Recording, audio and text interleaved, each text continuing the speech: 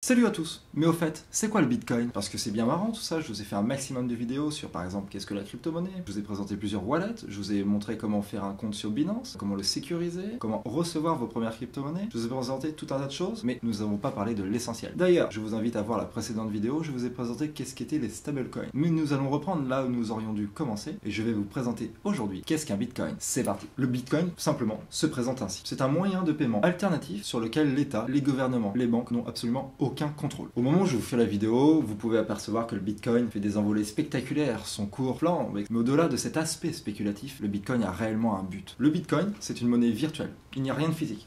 Alors, vous allez me dire, il existe des pièces, j'en ai une ici par exemple, de ce type, qui sont d'ailleurs très jolies, pièces en Bitcoin, j'en ai une autre ici. Le Bitcoin, c'est quelque chose d'immatériel, qui a pour objectif de réaliser des paiements. À la base, c'est juste ça. Le Bitcoin est basé sur une blockchain. C'est la blockchain elle-même qui le régit. Tout le monde est plus ou moins gérant et utilisateur du Bitcoin. Si vous ne savez pas ce qu'est une blockchain, je vous invite à aller voir la vidéo que je vous mets ici. Le Bitcoin, hébergé sur cette blockchain, nous l'avions vu, la blockchain est un grand livre ouvert sur lequel nous pouvons voir toutes les transactions. Mais nous ne savons pas qui est derrière ces adresses. Il y a possibilité de voir qui est derrière ces adresses si la personne nous communique son adresse publiquement. Mais dans la majeure partie des cas, vous ne savez pas à qui appartient telle adresse, en ayant un aperçu quand même de toutes les transactions. Et nous avions vu également, sur le sujet de la blockchain, c'est là où c'est très intéressant, c'est que la sécurité est franchement au top. La décentralisation, etc. Je ne vous en dis pas plus, ce n'est pas le sujet de la vidéo. Je vous invite à aller voir la petite vidéo dont je vous ai parlé, qui résume parfaitement ce qu'est la blockchain. Donc, le Bitcoin est hébergé sur une blockchain. Pas de contrôle central, pas de surveillance des gouvernements. Le Bitcoin se gère tout seul, mais à la fois est géré par tout le monde. Et ça, c'est génial. Qui est son créateur? Et là, c'est très intéressant. Son créateur est nommé Satoshi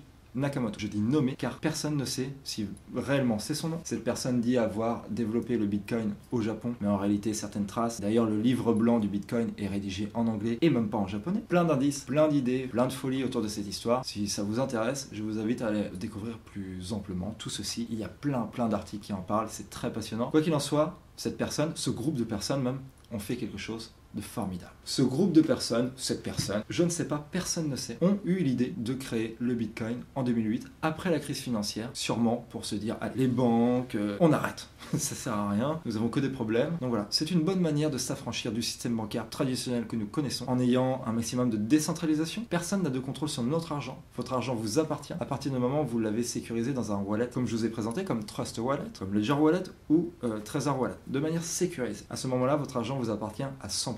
Vous êtes le seul responsable de votre argent et de la sécurité de cette dernière. Raison de plus de s'affranchir des systèmes bancaires, les transactions sont bien plus rapides. Aujourd'hui, si vous voulez faire un virement d'un compte, je sais pas, d'un compte X à un compte B en France, ça va prendre 24 à 48 heures. C'est déjà très long, alors qu'on est dans le même pays. À l'étranger, je vous en parle pas, avec des frais de transaction, etc. Ici, le transfert se fait le plus rapidement possible, en fonction de l'état du réseau, bien évidemment. Je vous invite à consulter une blockchain, voir comment ça se passe, voir comment sont régis les blocs. C'est passionnant, c'est très intéressant. Vous pouvez regarder ce qu'il se passe à la seconde, à la minute. C'est très sympathique. Et vous allez voir que beaucoup de transactions s'effectuent. Très intéressant, bien plus rapide que ce que nous connaissons aujourd'hui. C'est une révolution dans le domaine financier et je pense personnellement que ça n'est que le début d'une longue histoire. Attention, tout ceci n'est pas du conseil en investissement, c'est simplement mon propre avis que je vous partage. Nous avions vu avec le Bitcoin, avec la blockchain en général, nous n'avons pas besoin de personne de confiance. Quand je vous parle de personne de confiance, c'est votre banquier. Quand vous lui dites à votre banquier, écoutez monsieur, faites-moi un virement ici, tant à la personne X, d'un montant 2.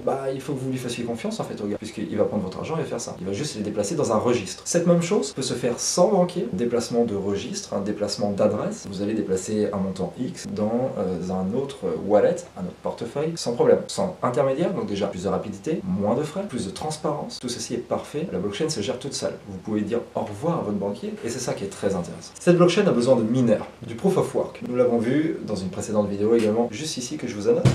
Les mineurs, c'est quoi? C'est eux qui assurent la sécurité du réseau. Ils en sont récompensés, nous l'avions vu. Les mineurs permettent de valider les transactions que nous allons faire et nous avons vu qu'il est impossible de frauder. Vous ne pouvez pas payer avec de l'argent que vous n'avez pas. Nous avions vu également dans les précédentes vidéos que dans ce système monétaire, il est impossible d'être à découvert, comme sur un compte courant. Impossible de sortir de l'argent que nous n'avons pas. Très intéressant, ça évite beaucoup de fraude. Et nous l'avions vu, les nouveaux bitcoins qui arrivent sur le marché sont les récompenses attribuées aux mineurs. C'est ce qui permet d'approvisionner chaque jour le marché, d'ajouter chaque jour de plus en plus de bitcoins au marché. Attention, tout ceci a une fin. Donc, contrairement à l'euro et au dollar, c'est là que c'est très intéressant. Dans un moment de crise financière, les États, les banques vont produire un maximum de monnaie. Ici, non.